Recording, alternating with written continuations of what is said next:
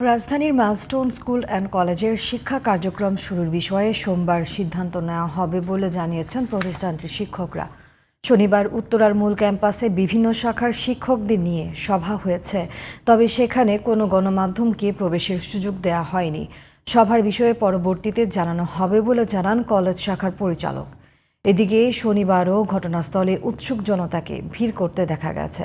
বিস্তারিত মহসিন কবিরের প্রতিবেদনে। শনিবার সকাল থেকেই উৎসুক জনতা এভাবেই মাইলস্টোনের সামনে ভিড় করেন। টেলিভিশনে দেখেও যারা তৃপ্ত নন তারা বিমানটি বিধ্বস্ত হওয়ার জায়গাটি স্বচক্ষেই দেখতে চান।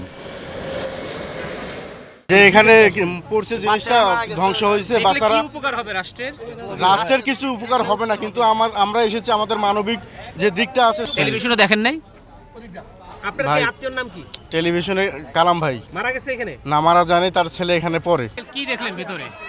আমরা দেখলাম একটা পোড়া ঘর, এই তো, এখন আর কিছু নেই ওখানে।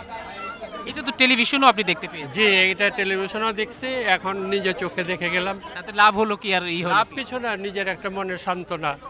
নিরাপত্তা রক্ষীরা বাধা দিলে তাতে ক্ষোভ দেখা দেয়। কেন ঢুকতে দেওয়া হবে না তা নিয়ে নিরাপত্তা কর্মীদের সঙ্গে বাগবিতণ্ডা এবং ধাক্কাধাক্কিতে জড়ান উৎসুক জনতা।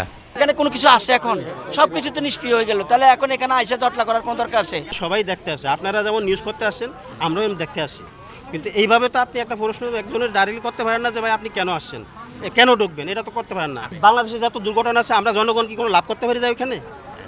আচ্ছা, না, লাভটা কি? আপনি দেখাটা কি, এটা কি একটা মনে আত্মতৃপ্তি না? সাধারণ মানুষকে ঢুকতে দেয়া হলেও ভেতরে প্রবেশে মানা গণমাধ্যমের, তাই উৎসুক জনতা হিসেবেই প্রবেশ করেন কিছু গণমাধ্যম কর্মী। এদিকে শনিবার উত্তরার 11 নম্বর সেক্টরের মেইন ক্যাম্পাসে সব শাখার শিক্ষকদের নিয়ে বৈঠক করেন মাইলস্টোনের প্রিন্সিপাল।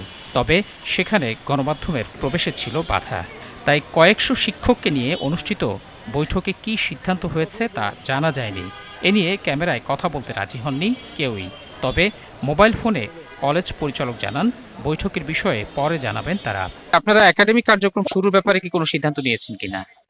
না না, আমরা এখন মিটিং এ বসেছি মাত্র ভাই, আমরা শেষ করলে আমরা জানবো, আপনারাও জানবেন। হ্যাঁ, অপর এক শিক্ষক জানান, সোমবারের পর মাইলস্টোনের শিক্ষা কার্যক্রম শুরুর বিষয়ে সিদ্ধান্ত হবে। খুলবে কবে, এটা কোনো হয়েছে? এমনিতে আমাদের সোমবার পর্যন্ত বন্ধ নোটিশ করা আছে, এরপরে অথরিটি সিদ্ধান্ত নিয়ে জানাবে, নোটিশ হবে, ওইটাই সিদ্ধান্ত ওইটাই আছে। এছাড়া মাইলস্টোনের পক্ষ থেকে তদন্ত কমিটি গঠন করা হলেও এ বিষয়ে গণমাধ্যমের সঙ্গে আনুষ্ঠানিক প্রতিক্রিয়া জানাতে রাজি হননি কেউই। মহসিন কবির, জিটিভি নিউজ, ঢাকা।